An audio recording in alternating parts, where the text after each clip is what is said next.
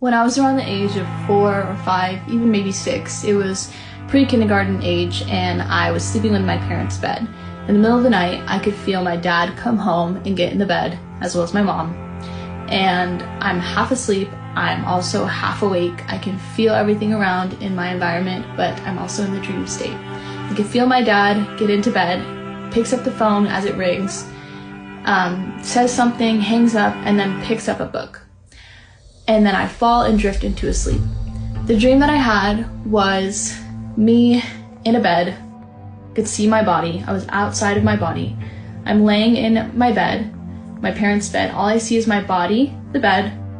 The room was covered in a gold bright light, and there were 3 angels, one to the left, one in front of me, and one to the right, in a kneel down position with their hands together, praying. In the top right corner, where I am, to my right, there's a huge encompassing light, encompassing like energy, presence. It was so big I couldn't comprehend what was going on. I tried to turn my head and I couldn't see a face. I couldn't see anything but just feel safe and warm. And I woke up. My dad was a good dad, but he was a sinful person. And he ended up going to prison at the same age that I was, around 5 or 6. And it was for domestic abuse on my mom. He ended up in prison. I can't remember how long it was. I know it maybe around a week. At the time, I was too young to really understand. But once I got older, he shared the spiritual experience he had in prison with me because he thought it was a good lesson that I needed to learn. While in prison, he told me that he was surrounded by people who were outright and blatantly worshiping the devil. They were either possessed by demons or demonically influenced. They spoke in tongues, they antagonized him, they played mind games with him, and they were trying to psychically attack him. While in prison, he told me he had 2 roommates. One was directly above him and one was in the bunk bed across, and they were devil worshippers. And he would receive letters from my mom that my mom would write him in prison, and he would only read them in his head and in the back corner of his bed to make sure that no one else, saw or read them. And somehow his 2 roommates would know what was in the letters.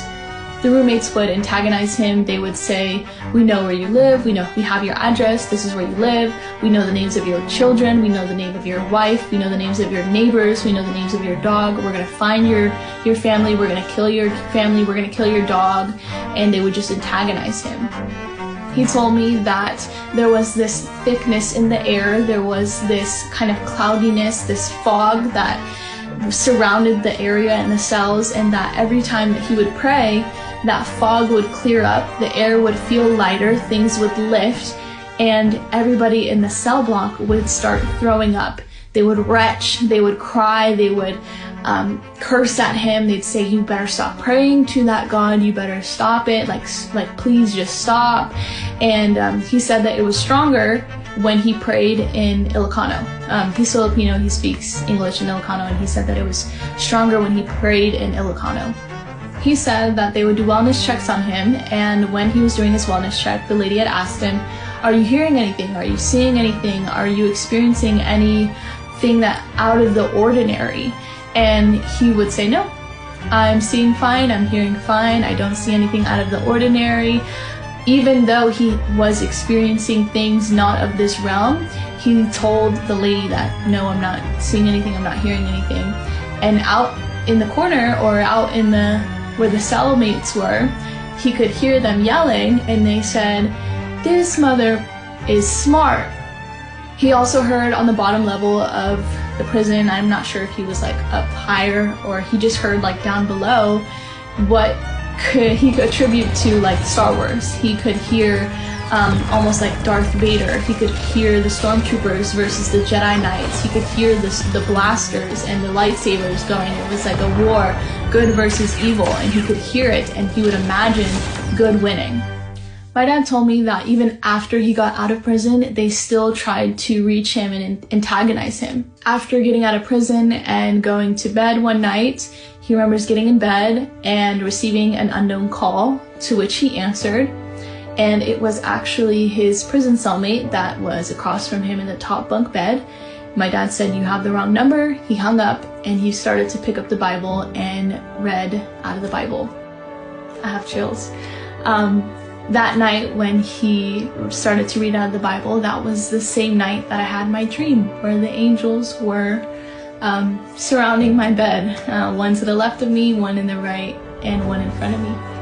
The reason my dad told me the story, it wasn't to scare me.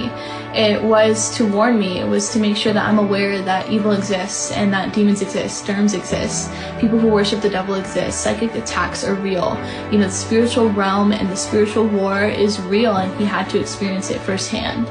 By talking about how evil exists, how demons exist, how evil works, it's not to scare you, it's not to project fear into you, it's supposed to empower you, because the more you understand how it works, the more you can defend yourself, the more that you can take these tools and protect yourself, the more that you can come out of the spiritual war victorious.